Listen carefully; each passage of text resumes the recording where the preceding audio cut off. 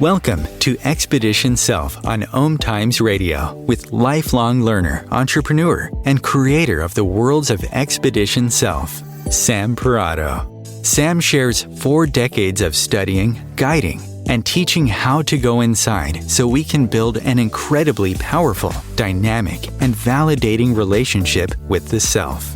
Expedition Self is laced with stellar, unexpected insights about what it means to be human. Listen now and ignite your self-development process with Sam Parrotto. Hello, hello, hello. We are in the heart, or should I say the heat of summer.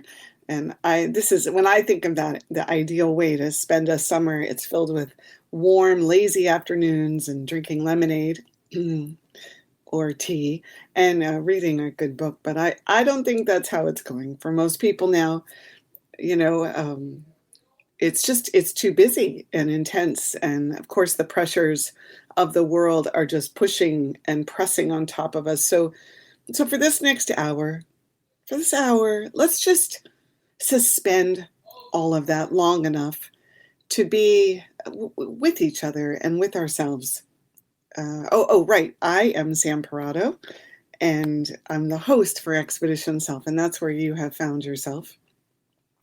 I'm super pleased to welcome you to today's show because I don't often do a 2-part series of any subject, but in this case, I ran out of time during the last show and I got a lot of good feedback about it and decided it was a juicy enough topic to return to. So it's basically, what if we did have a handbook for doing life, for being in life, right? What would it say?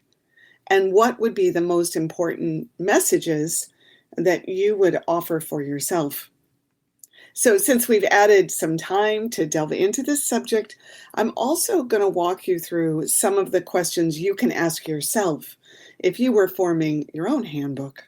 I think it would be cool it's a cool thing, right? If you built one, you created one as a guide and an acknowledgement of your own life and learning. And when I picture that, it's like you could make your own booklet. You could get a journal out. You could open up a Microsoft Word document or a PowerPoint. There's always something that's just so, self-satisfying when you take your own words and your own learning and your own knowledge and you find a way to kind of purpose it into something that says, wow, look where I'm at. And of course, then you can use it again and it's helpful, right? Before we get started, though, I want to remind you that this is a call-in show. And I talk to people outside of the show and I get all kinds of reactions from people feeling, empathy for me that I don't always get callers, or teasing me about how I keep inviting all of you to call in. But when you think about it, my show is like about how life is. It's this constant invitation to step in, to show up, and to engage, like to put yourself out there. So even if we don't get callers all the time, I think my invitation is a great growth metaphor and reminder about what does cause life to show up more for you. And of course, that's the idea, that you show up more for it. So if you decide to call in today, the number is 202-570-7057. So as I go through the week and I think about what the show's going to be, this week was kind of easy because I already knew what it was. And I found myself the other night, I was out to dinner with a friend. And this friend is loaded with unpredictable hijinks and gobs of personality. So our waiter or waitress, when we get together, is always in for this kind of enlivened experience when we're together, because he just totally engages. So on this night, we got into ordering a special drink, and there was a lot of going back and forth about whether the bartender knew how to make the drink and whether it had enough pineapple juice or not enough of something else. And it was very fun, to get the perfect combination or whatever. So as the dinner went on and we got to the end of the dinner, he asked for some water with no ice, and both lemon and lime. So, I was thinking we were kind of over the clever repartee that had preceded all of it. Okay, I think I'm taking too long to tell this story. So anyway, so she brought this water with the lemon and the lime and no ice. And with a very straight face, he said, "Oh, I'm so disappointed the bartender didn't put the lime and lemon like in the water." And I think she had said, "How's everything?" And for that split second, that one moment, she wasn't sure he was joking. And in that moment, she quickly said, "Oh, that was me, not the bartender who did that." I mean, it was out of her mouth, lickety split, no thought, just a true kind of raw response. And of course, we all started laughing because it was just like the last playing complaint of the evening. But here's the thing that struck me. In that single second of perceived seriousness, without having to be conscious of her response or think about what the right response was, this woman wanted to make sure that no one else took the fall for a choice she made. It was great, right? Like, and it was like a mic drop, or it was like a drop of a pin in a very quiet room. And of course, my growth mind totally picked up on this. And because I spend a ton of time watching people handle incoming information, and a good amount of the time, they don't handle it. They brush it aside or get defensive or fake their way through it. But this woman, I was so appreciative for her teaching. She was like, "No, that was me who did that." And it's actually even in my handbook, which I'm sure I'll get to that later. But I think this is a super challenging thing for us. And I've done shows on ownership, but it's the little moments. It's these little moments that most of us don't stop and deal with or think about that really create the texture of our sense of being. It's those quick responses that don't have a lot of thought. And it's multi-layered because, as I've said before, we have to own not just what we know we've done. We have to own that everything that happens in life has something to do with us. And I was so impacted by how clearly she stepped into saying, "I did that. I did that." It was just a little reminder for me and for everyone that ownership grounds us. It grounds us in relationship. When you can bring it, it gives a place in the conversation where someone knows they can breathe out. And maybe they can even possibly breathe in, which is the hardest thing, to really take life in, because it builds trust and regard and this reaffirmation that we are here and we're wanting to be here, and we'll speak into our presence and what happens because of it. Some of these concepts that are part of growth work that I talk about week after week, they are workable in every single moment of our life, not just the big moments or not just when you happen to be having a thoughtful day. No matter how mundane or how small, you want to be open to the little ones, because the little ones are the ones that there's the least amount of risk. They're the ones where you have an opportunity to practice and fail, and they give you, you're not in a crisis about it. And yes, but let me just say before I wrap this up, I did completely acknowledge her for being someone who would own up like that, and told her how grateful that I was. So in the context of calling in or even listening, I always share a little bit at the beginning of every show. If you just work with what happens at the beginning, maybe that story is one that really resonates with you. And that's where you stop thinking or listening or paying attention. That, to me, is how it goes with listening and learning, is that you land on something that has meaning to you, and that's where you go. So that's also a thing you could always call in, is you could share something you landed on, even if I've moved well off of the subject, So let's dig into this handbook thing. I'm going to do a little review so that it has the foundational piece. Last week, I described the 4 core pillars of this handbook for life that I would create. And so I'm going to go over those. So one of them is we want to avoid shutting down all sensory material that that because it's part of being in our bodies and in our minds and in our hearts.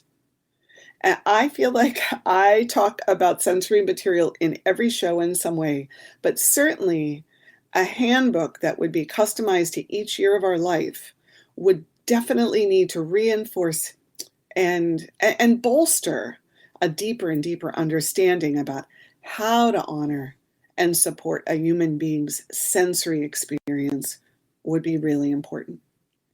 And inside of that, remember that no two human beings are the same.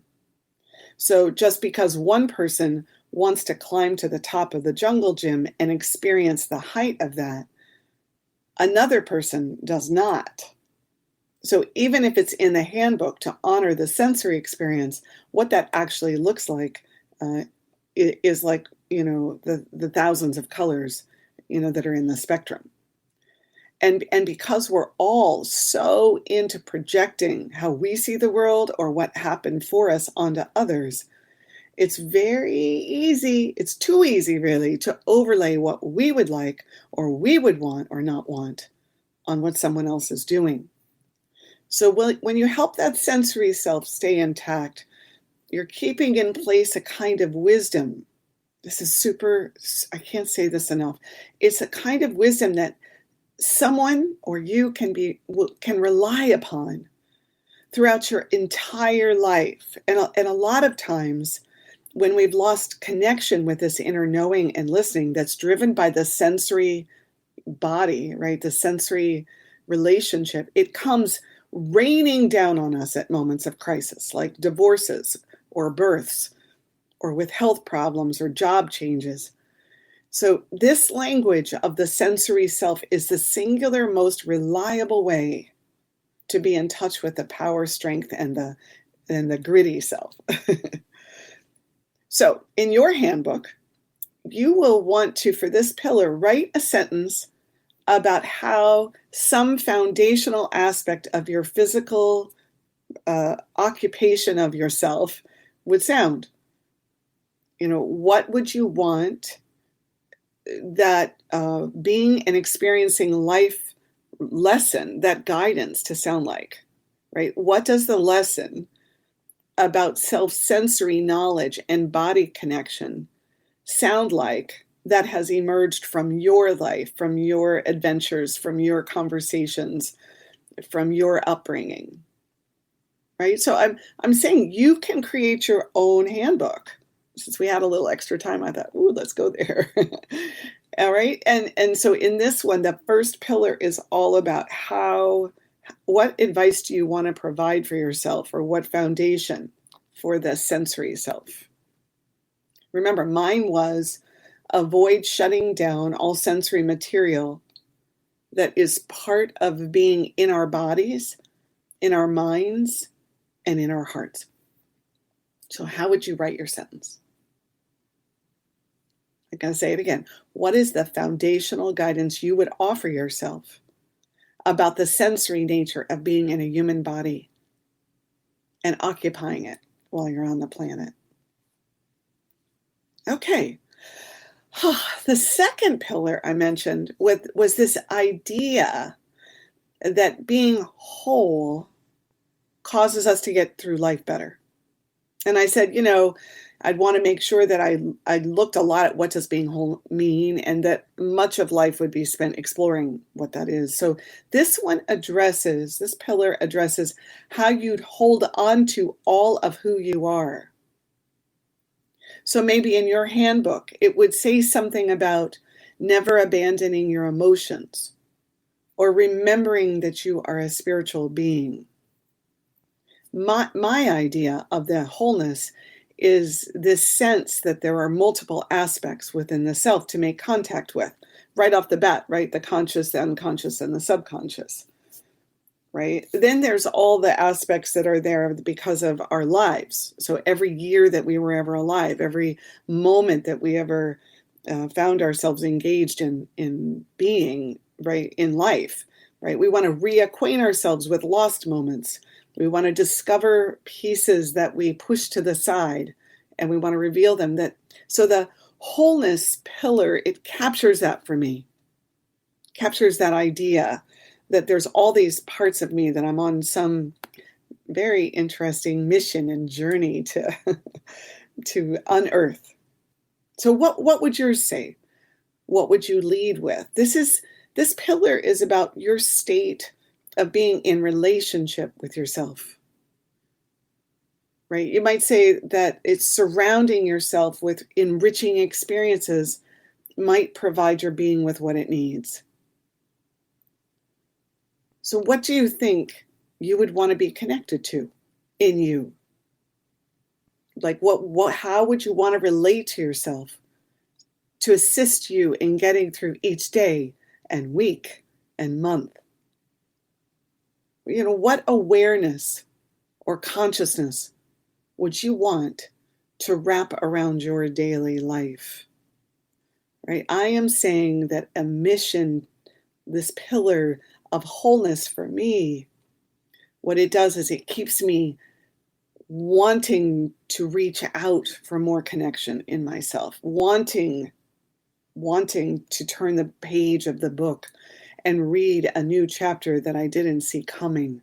It goes to the mystery that I am intrigued by, that it compels me, right, when I wake up each day, no matter what's going on in life, because I'm always wanting, to unwrap something, to tease it out. All right, when we come back from break, we'll review the third pillar in terms of our handbook for life.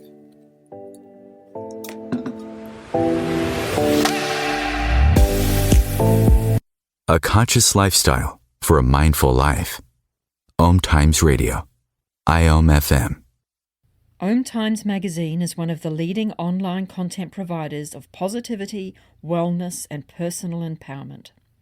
A philanthropic organisation, their net proceeds are funneled to support worldwide charity initiatives via Humanity Healing International.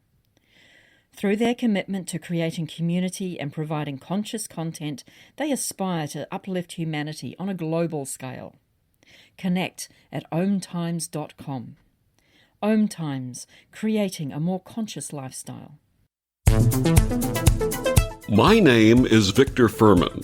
Some call me The Voice. I've always been fascinated with human nature, spirituality, science, and the crossroads at which they meet. Join me Wednesdays at 8 p.m. Eastern on OMTimes Radio, and we'll explore these topics and so much more on Destination Unlimited. You came across someone struggling with hunger. How would you recognize them? Would you notice an 8-year-old girl who's not excited for summer break because she may not be having lunch again until September? Or a war veteran who's having a hard time landing a job and getting back on his feet? I am the 1 in 8 Americans who struggle with hunger. I am hunger in America. Hunger can be hard to recognize. Learn why at IamHungerInAmerica.org. Brought to you by Feeding America and the Ad Council.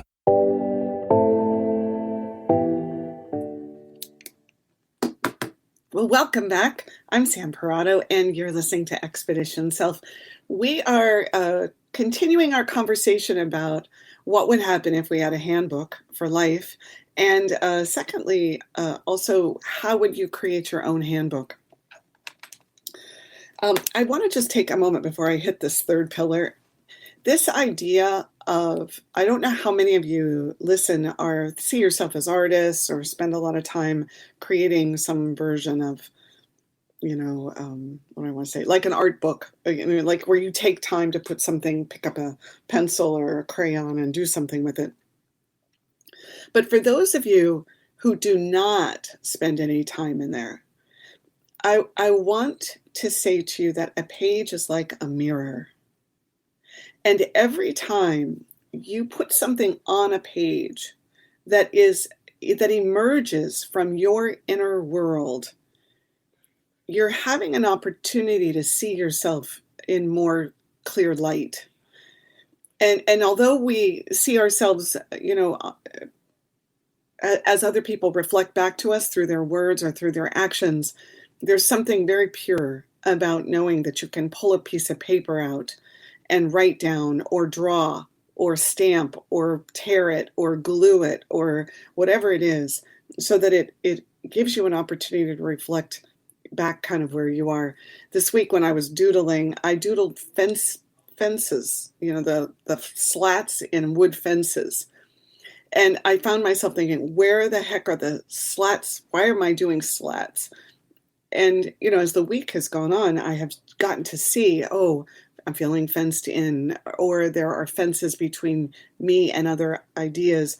And I had no idea why I was doing that. And they weren't pretty. It's not like I'm an artist. I don't draw well, and I shouldn't even say draw well. I just draw whatever I can put on a piece of paper. So I just want to say to you that the idea that you would say, I'm going to create my own handbook. There's something so incredibly reflective about that. And in the context of summer, a time to go into the heat of who you are, it's a replenishment time. Right? And we're doing a Summer of Self over on Facebook. So it always makes me think about what has us get ready to go into the fall. Okay, so this third pillar for this handbook that I would put in it, so this is what I would have, is about experimentation and setting boundaries so experimentation is safe for us, right? So we can take risk and that we would be able to run learning projects. So again, to me, everything about what humans say and teach, a lot of it, I shouldn't say all of it, but a lot of it goes against this idea of experimentation and learning, right? Instead, it's about knowing what you're doing and getting it right and getting an A. It's about not being embarrassed or humiliated and always looking good. And, how all of that is like, how do you get successful? I don't think we really get more by following this path. I think there's some growth that comes from the tension created by that out there and then our own search. But in my handbook, this pillar would be, get knowledgeable and clear and recognize how much that's at play. And I've spent a very large share of my life playing out scenario after scenario that was more about that than experimenting and learning. And when I look at my world and I think about how my time got utilized, I think, wow, that would have helped me to recognize that piece and be able, of course, we're taking the case that in this handbook, we would have actually been able to see something different. I'm still not sure that that's true. So this third pillar, is about how you want to actually interact with life. It's the verb. I think of it as the verb of the 4 pillars. How do you want to dance with life? I want to do it through learning and experimentation. Someone else, you might want to do it through adventure and discovery. Or you might want to do it through like isolation and aloneness and being in like quiet spaces. You get to decide. All right. So that's the third one. And then the last pillar to me is focusing on the single most important skill you'd want to provide for yourself. And so mine was a focus on learning, how to listen and actually hear what someone is saying and not saying, and what are we communicating and what are we exchanging through our words and our actions, and how are we receiving what others are putting out? That listening skill, to me, really it creates this constant flow and dynamic that brings information to us. And so the more we can really hear what's being said, really understand, really be with people, and of course that means we're doing it with ourselves too, right? Because we generally can't do for others what we don't do for ourselves. That kind of it's like almost like the breathing, right? Breathing in and out, but it's like an engine that works to our advantage. And so what I have noticed in life is that when I couldn't listen or I couldn't hear, that as I kept listening and hearing, eventually I did. And even if it was 30 years later, I eventually went back and thought, oh, that's actually what that was. Oh, that's where that was really coming from. So I count a lot on this idea that as long as I keep listening, right? Something's going to happen for me. So in your example, you would want to think about, what is that skill?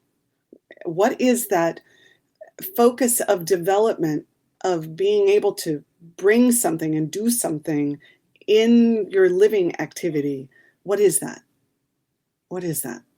So if I brought mine all together, and you heard it last week, my handbook would focus on shoring up the sensory network, being whole within the relationship with the self, experimentation and practice as a source of growing, and listening and communication skills that cause us to stop using only words to like connect, and instead connect with true and meaningful exchanges. So I hope that by going back over this has helped you to think about it in terms of these 4 foundational ways of approaching your handbook. So one of the ways you might play with this is to write about each of the 4 things that you zero in on, right? Write about them, draw pictures, collect stories, choose one story, right? Write them on a different page, right? Write examples from your life and why they matter. Take one a week for a month, and every day start it and say, this is this pillar that I'm working with, which is listening. How did I focus on that today? What did I notice about it? And I've said this already today, but I'm going to say it one more time. It's that self-validating, because it allows you to stop and think about, what would I want to know about if I was starting life out all over again, right? And when you actually answer that with your own perspective, then you're mirroring back to yourself the places that, with your own perspective, right? When you actually answer that, right, that they're the places you've come from, and you're then building a stronger foundation to go to the next ones. So the next thing you're going to want to revisit is this idea, and I don't know, again, if you haven't listened to the show from last week, I mentioned this a little bit, but I want to come back to your own divine hypothesis. This is the theme of your life. I think I probably could do a whole show just on this, right? This is the takeaways that you've noticed from virtually every experience and event you've lived through. I know someone who describes scenario after scenario of feeling as if he got kicked in the teeth and betrayed. My stuff always has to do with what was happening with the power, and how did that affect someone's sense of self-expression and freedom to be themselves. Now, if you're thinking about this divine hypothesis, right, this central theme that lives inside of yourself, the essence of what you're working on and paying attention to, your orientation, and it's not coming to you, you might want to invite yourself just before you go to sleep. Ask the question, what is it? Right? I find that often really helps me, is if I plant it just before I nod off. Because this hypothesis is the thing that you're challenging, the thing you're trying to prove to yourself about how it works. In the first example about getting kicked in the teeth, this hypothesis is actually, I could not get that word out right, is very powerful, because it has us ask us questions like, is that true? Could it go different? What is the experience of getting kicked in the teeth, and what's the source of it? Right? Where did that come from? How do I play a role in it? Why me? I mean, it's really great stuff. So, what lessons are the default ones? Right? The ones that just kind of come. And what could I learn if I looked at it as if it had value to my development? That's a really big one to me. I think about this thing that I'm working on and challenging, or this theme is, it's like, it's asking me to in some way value every single experience through this lens, through this set of glasses, right? So these divine drivers, they're so important to get in touch with, because they help to center our perspective, right? It helps to kind of get rid of all the excess noise, because there's 1,000 things that are going on around us all the time, but we want to collect the ones that are gearing themselves towards our development and our learning. So they help us to center our perspective and remind us that we're students of life, and that there's no obvious end game, which, by the way, might be one of your divine hypotheses, is that there is an end game, that you're trying to get somewhere, right? It doesn't matter what it is. It's kind of like it's running behind in the background, right? It's driving what you see. It's driving what you say yes to or no to, right? And we don't know how it's supposed to go when it's all done. So this idea of saying, well, I may not know how it's supposed to go, but I know what I'm paying attention to. And I know that that's unique to me. And I know that if I take this inquisitive approach where I want to challenge it, whether it's true or why it exists or how I fit in it, well, then I know that I'm steering my own boat, right? I'm in the directional space as consciously as I can be. Of course, we all know that there's the other part that we don't control, and we're waiting for it to just come in and interface with our lives. So what is popping into your mind right now? What's popping into your mind as I say all that? What comes to mind? Remember, it's the recurring theme or experience or takeaway that shows up for you as you reflect on every event of your life. It's the thing you're trying to prove or disprove. And it will always shape whatever's being taught or whatever experience you're having that suits your learning path. Because your thinking is that casing around the window that's you. And every experience, both the painful ones and the happy ones, if you look deep enough, I think you'll find that they're really all connected. All right.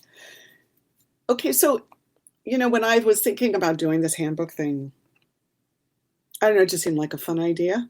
But like all things, the more I got into it, the more I thought about how often I lose sight. I lose connection with my growth worker. I lose the reminder that there's more going on than whether or not I got dinner on the table or whether or not I got the report done. And so I think there is this whole thing about forgetting and remembering and forgetting and remembering. And all of a sudden it was like, wow, having this handbook or creating a handbook for all of you, and even the work that I've done on this, it's like, wow, it just helps me to remember. And when I get to do the radio show every week, it helps me to remember, right? Because I have to coalesce. I have to coalesce all my thoughts. So I think then I go to this idea that my handbook would have these number of pieces of advice. Now, I got to a few of them last week, but I didn't get into them enough. So they're things to keep in mind. They're ideas to help you understand better what's coming. They're reassurances, or they're kind of like, hey, don't get hooked on that, right? And they're guidance that help you take the left fork in the road with the idea that it might get you more mileage versus the right one. And again, these are pieces of advice that you would want to give to yourself. So this one about you will feel hurt by others' actions and words. I don't think we teach this. I think we do everything in our power to avoid getting hurt emotionally. I think it's hard to watch children feel hurt. I think we like to make everybody wrong in it. Like the person who hurts is the bad person, and the person who's being hurt is the good one who is angelic and didn't do anything. And I think it gets in the way of the idea that, yes, things are going to hurt and you can handle it. You can actually handle it. And so the messages over and over are, no, go to the right. There it is again. Go to the right and avoid the hurt. right? Rather than going through the center and learn how to engage and learn how to have your words and learn how to know what's going on, right? And learn how to have that kind of mastery. And I think that's a lot about what all this emotional IQ stuff has been being written about, and resilience and all those words that are out there. It's like, no, you will feel hurt. And of course, I think I have to add in here, and you will hurt others. Like, so even having a stomach for that, not like flagrant, ooh, I'll step out and figure out who I can upset their world today. But no, it's the recognition that, no, we're going to hurt others too while we're on our journey. So another one is that you will find yourself being shocked and disappointed by the actions of others and by the events of life. And what goes along with that is that I must hear this honestly. It must be 25 times a week. I wouldn't do that. Well, if I was in that situation, it wouldn't go like that because I would do something different. I cannot tell you how often that's true. And when I say that I've heard it from everyone else, I grew up doing it. Well, why would they do that? I wouldn't have done that.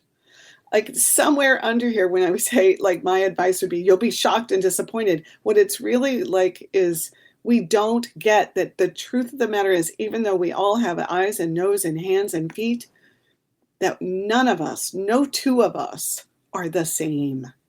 We're just not the same. And I think it takes a lifetime to figure that out.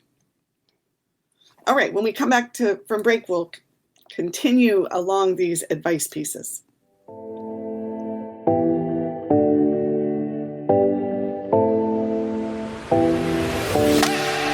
The best of holistic, spiritual, and conscious world.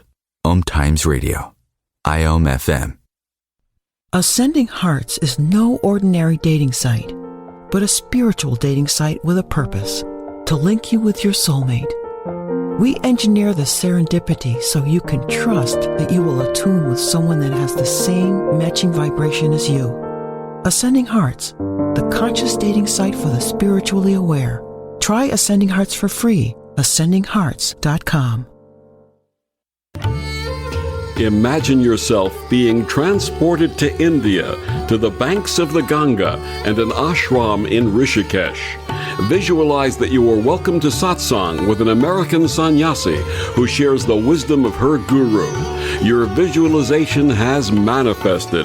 Join Sattvi Bhagawati Saraswati for inspiration and transformation every Thursday at 11 a.m. Eastern on OMTimes Radio. If I could be you, and you could be me, for just 1 hour. If you could find a way to get inside each other's mind. Walk a mile in my shoes. Walk a mile in my shoes. Walk a mile in my shoes. We've all felt left out. And for some, that feeling lasts more than a moment. We can change that. Learn how at belongingbeginswithus.org. Brought to you by the Ad Council. Walk a mile in my shoes.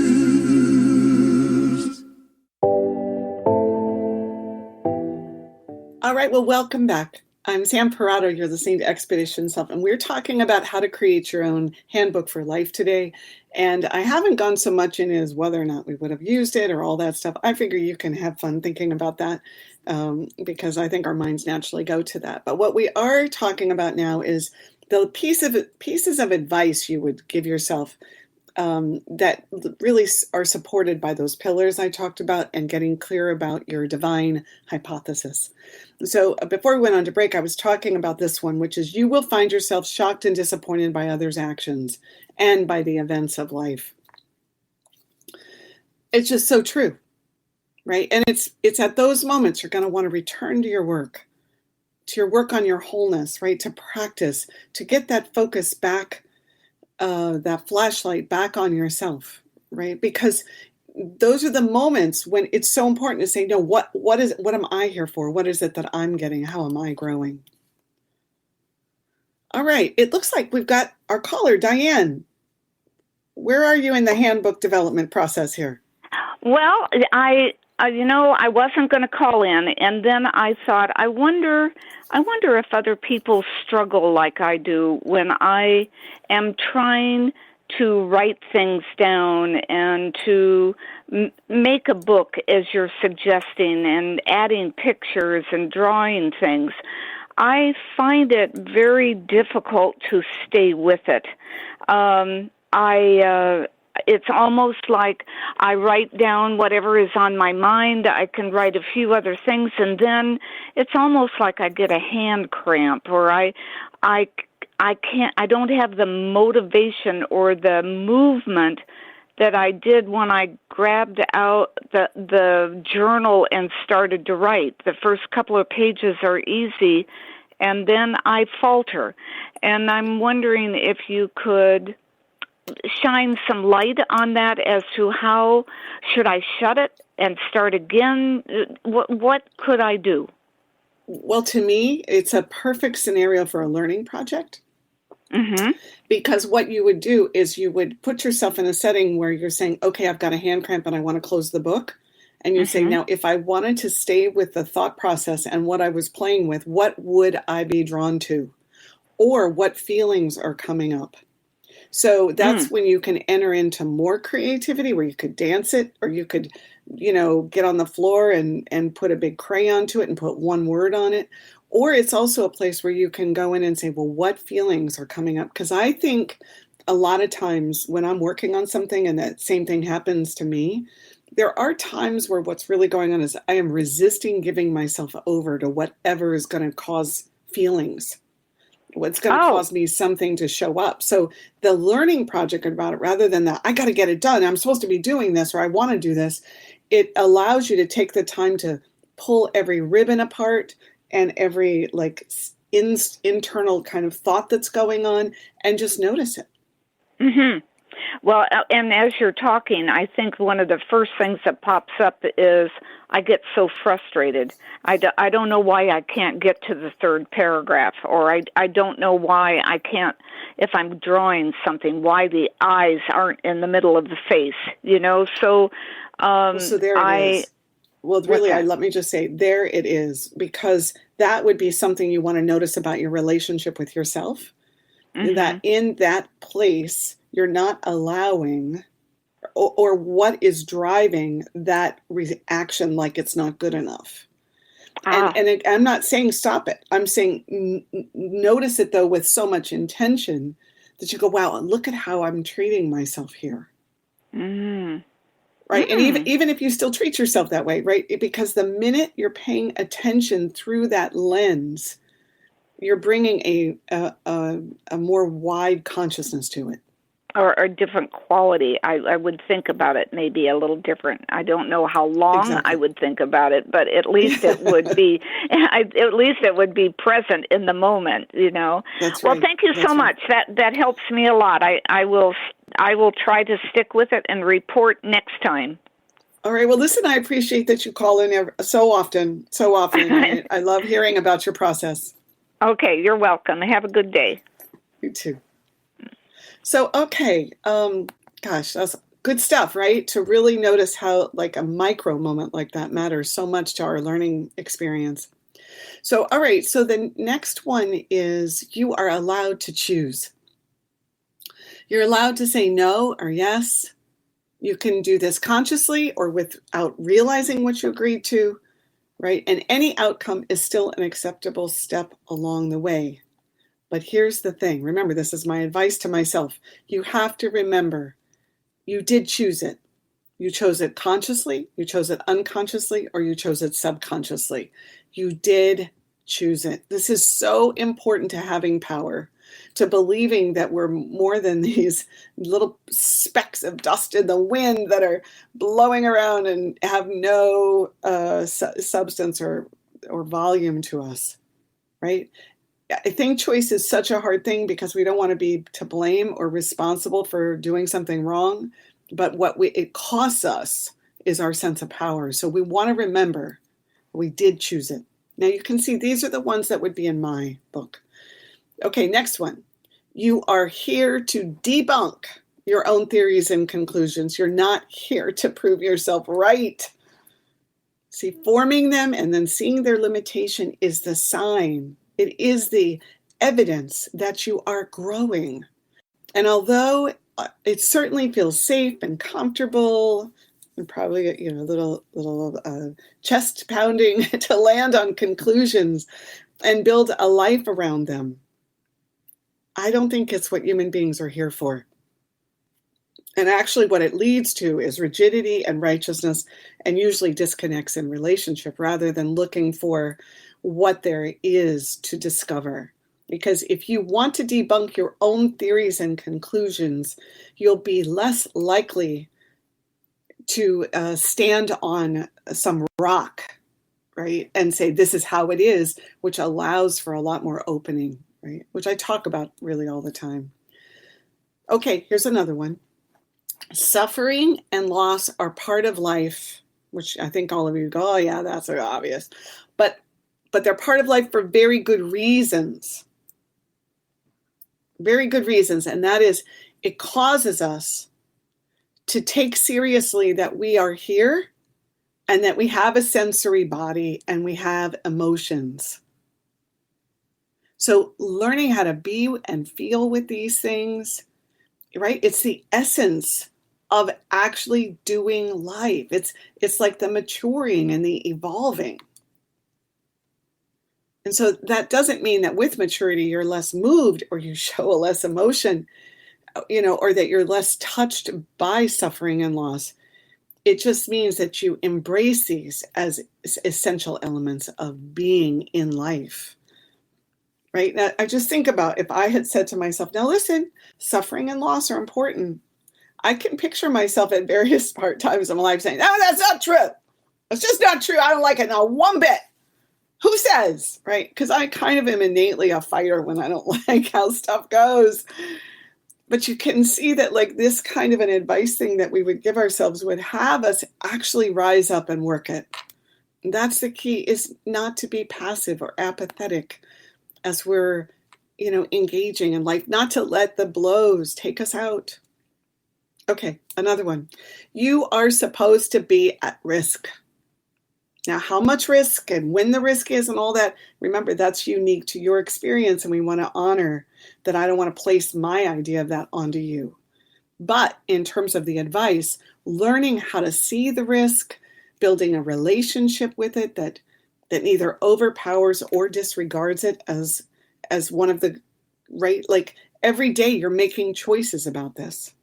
And risk and comfort, well, they're driving so much of what you like, what you want, what you'll engage in, and how you engage in it. See, risk is everywhere.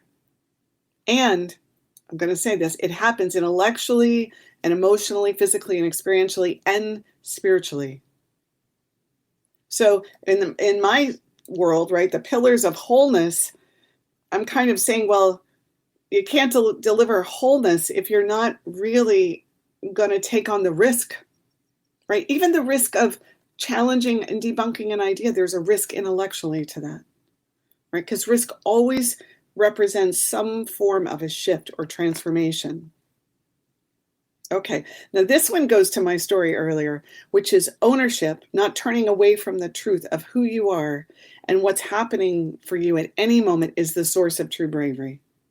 Right? Remember, this is my advice to myself, right? Ownership is not an easy thing. You will never deliver on it fully. You always have to try it on. You have to cry over it. You have to run from it. And then find yourself drawn back to your own reflection. And hopefully when that happens, you'll have more capacity to see it for what it is on the second or the third or the 60th time around. Right? Ownership is this thing that you never nail. You just never nail it. Okay, the next one is do not shy away from dark thoughts and feelings. The more you do this, the scarier they will be. And the more you will encounter them in others, acting them out with you to aid in your learning. Not that you planned it that way, right? This is really important of what you're going to want to recognize, because with every experience inside yourself, which I'm calling dark thoughts and feelings, that you can't claim and own and be with, It's going to end up being demonstrated and performed and brought to you on a singular scale or a grand scale so that you can see it in someone else as part of building a basis to see it within yourself. I think very much right now that that's part of what we're going through is a lot need to own more and more and more so that it stops being acted out, right, outside of us. Okay, another one is there's no human experience that could be described as having it all. No matter what it looks like on the surface for the person living inside of it, there will always be something missing because the learning experience of life, it's based very much on this idea of closing gaps or compensating for what's missing. And the more you work with this idea, the more you will see that we have great, great trouble feeling powerless and helpless and inadequate, right? And lonely. So this is going to take a lifetime of having what's missing for breakfast on most days. All right, the next one is even if you could absorb all the lessons at the appropriate age with the right amount of experiential practice, you would still need to repeat everything over and over and over. And I think this has been one of the biggest drags of my own growth work, right? Is that I have to repeat my lessons over and over. I have to have people repeat them to me over and over, right? And the more I accept this, the more humble I become.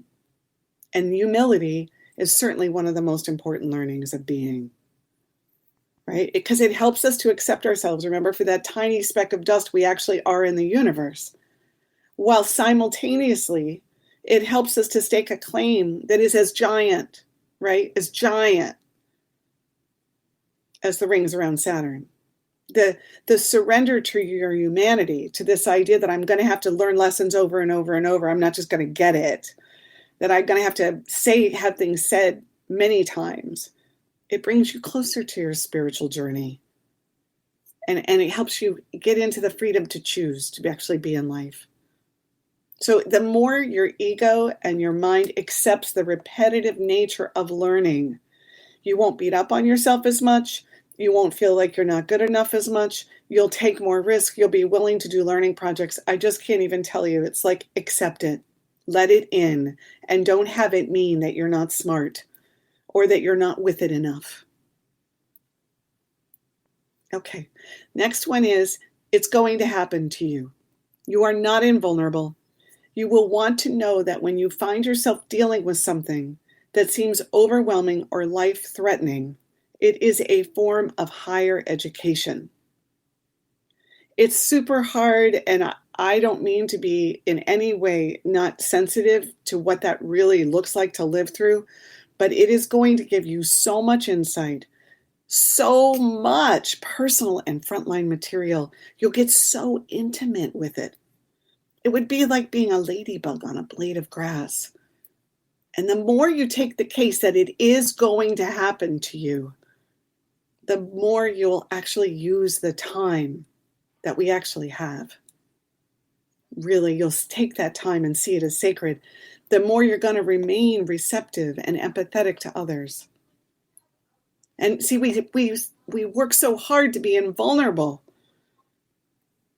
But if you can choose vulnerability, then you're choosing a much more gentle way to become you, and you're going to see so many more of the moments. So many more of the moments. So the last element to my handbook, in my mind, would be to refrain from overdeveloping the mind, right? Because when someone overdepends on thinking to process life, they're at a disadvantage. They're weakening themselves, and they'll be more brittle to hurts and suffering. That is true of being here, right? So keep watching as you work on your own stuff, because you're working on my handbook at the moment, is watch how you use thinking as a way to cope versus feeling and sensing as a way. Okay, so in the context of your handbook, sit down and just write everything, every bit of advice. Don't even care whether it's profound. Don't care whether you do 1 or 50, right? Just write, what would you say? What would you do to reassure and illuminate and help, again, just guide to the left turn versus the right turn? Because I think if we could recognize the magnitude of learning that's really going on, we'd stop expecting so much of ourselves. Right? And when we stop expecting so much of ourselves, we don't have to spend all that time in defensiveness and resistance and, that battle that we go on, right, all around us. And I think we'd be able to solve bigger problems together. We'd be less opposed to each other because this is it, right? When I recognize the student in you, and then I think about the student and me and my trials and tribulations and challenges and what I've repeated and what I didn't get and how I didn't hear things, I am by nature from that going to have a level of empathy with you. So that would be my final thought this week, is really get focused again on what your journey is and what you would want in your handbook. And as you do so, appreciate everyone else's. Thank you so much for being with me.